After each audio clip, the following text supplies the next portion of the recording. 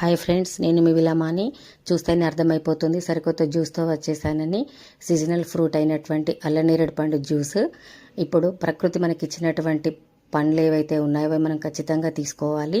ఈ అల్లనేరేడు పండు జ్యూస్ని నిగనిగలాడేటువంటి అల్లనేరేడు పళ్ళను మంచివి మనం సెలెక్షన్ చేసుకొని వాటిలో ఉన్నటువంటి గింజని వేరు చేసి జార్లో వేసుకొని, నేనైతే అందులో పాలు కానీ షుగర్ కానీ ఏమి యాడ్ చేయకుండానే డైరెక్ట్గా జ్యూస్ చేసేసాను. ఆ గింజల్ని కూడా మనం ఎండబెట్టేసుకొని దాన్ని డ్రైగా అయిన తర్వాత పొడి చేసుకుని తాగితే కిడ్నీ ప్రాబ్లమ్స్ కూడా ఉండవు. దీనివల్ల మనకి చాలా ఉపశమనం కలుగుతుంది. ఇలా జ్యూస్ అయితే వచ్చేసింది. ఇప్పుడు ఈ మన అల్లనేరేడు పండులో ఉన్నటువంటి లాభాలు ఏంటంటే, మనకి ఈ పండుని పోషకాల గని, అనారోగ్యాల నివారిణి అంటుంటాము. ఈ చెట్టు ఆకులు బెరడు కూడా మన హెల్త్కి ఎంతో బెనిఫిట్గా ఉంటాయి. డైలీ ఒక పండు తింటే మనం డాక్టర్ దగ్గరికి వెళ్ళాల్సిన అవసరం లేదని నిపుణులు చెప్తున్నారు. పొరపాటున పేగుల్లో చుట్టుకుపోయినటువంటి వెంట్రుకలని కూడా కోసేసి బయటకు పంపిస్తుంది.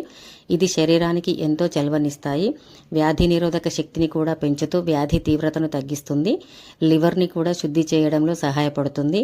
మూత్ర సంబంధిత సమస్యలు అంటే కిడ్నీని ఫిల్టర్ చేయడంలో చాలా ఉపయోగపడుతుంది. ఇది తీసుకోవడం వల్ల తక్షణ ఎనర్జీని ఇస్తుంది. బ్యాక్ పెయిన్, నీ పెయిన్ నుంచి మంచి ఉపశమనం లభిస్తుంది. ఈ పండులోని యాంటీ ఆక్సిడెంట్స్ని ఉండడం వల్ల బ్రెయిన్ని, హార్ట్ని కూడా ఒక ఔషధంగా పనిచేస్తుంది. ఈ పండుని స్పెషల్గా ప్రెగ్నెంట్ లేడీస్ అయితే తీసుకోరాదని చెప్తున్నారు.